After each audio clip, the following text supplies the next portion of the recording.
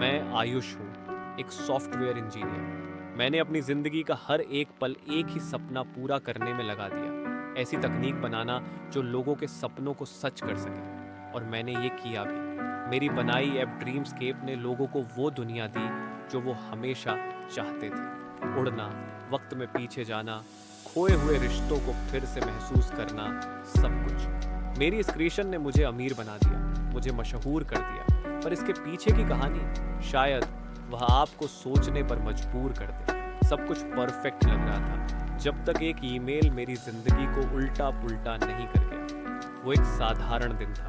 मैं अपने ऑफिस में बैठा था, अगली बड़ी अपडेट पर काम कर रहा था जब मुझे एक ईमेल मिला। उसका सब्जेक्ट था, आपकी ड्रीमस्केप ने मेरी जिंदगी बर्बाद कर दी। पहले मैंने इसे मजाक समझा। मेरी ऐप लोगों को खुश करने के लिए थी, उसे जिंदगी बर्बाद कैसे कर सकती थी।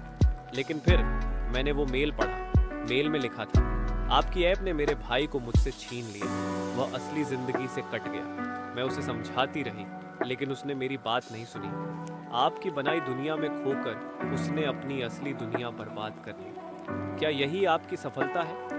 मैं उस मेल को बार बार पढ़ता रहा। क्या मेरी ऐप वाकई लोगों की मदद कर रही थी या उन्हें असली दुनिया से दूर कर रही थी? मैंने उस मेल को भेजने वाली लड़की अनन्या से संपर्क करने का फैसला किया। जब मैं उससे मिला तो उसकी आंखों में एक अजीब सी नाराजगी थी। उसने मुझसे कहा, तुम्हारी ऐप ने लोगों को उनके सपनों की दुनिया तो दी, लेकिन उनकी हकीकत उनसे छीन ली। लोग अब अपनों के साथ बैठकर बातें करने के बजाय तुम्हारी वर्चुअल दुनिया में खोए रहते हैं। एक आदमी ने तुम्हारी ऐप पर इतना वक्त बिताया कि उसका बच्चा भूखा मर गया। मैं सन्न रह गया। मैंने हमेशा सोचा था कि मैं लोगों की मदद कर रहा हूँ, लेकिन उसकी बातें मुझे अंदर तक झकझोर गई। उस रात मैं खुद ड्रीमस्केप पर गया।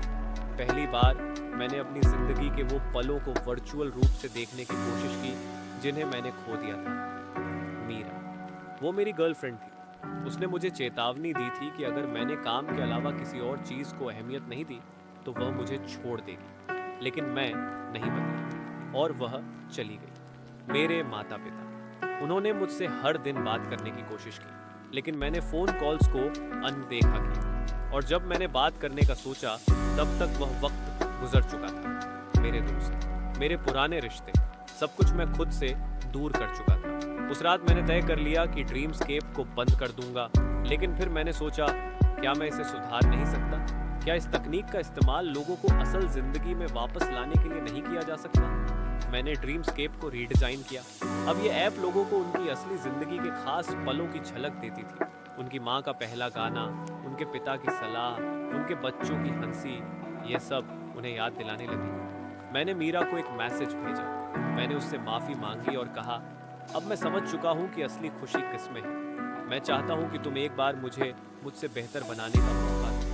वह मुझसे मिलने आई। उसने कहा, तुम्हें समझने में देर लगी, लेकिन तुमने आखिरकार समझा। आज मैं अपनी जिंदगी जी रहा हूँ, सिर्फ वर्चुअल दुनिया बनाने में नहीं, बल्कि असली दुनिया में वापस लौटने की कोशिश कर रहा हूँ। मेरी कहानी आपको एक बात सिखा सकती है, तकनीक आपकी जिंदगी आसान बना सकती है, लेकिन अगर आपने इसे अपनी असली जिंदगी पर हावी होने दिया तो आप सब कुछ खो सकते हैं। असली खुशी वो है जो आप यहाँ इस पल अपने अपनों के साथ जीते हैं।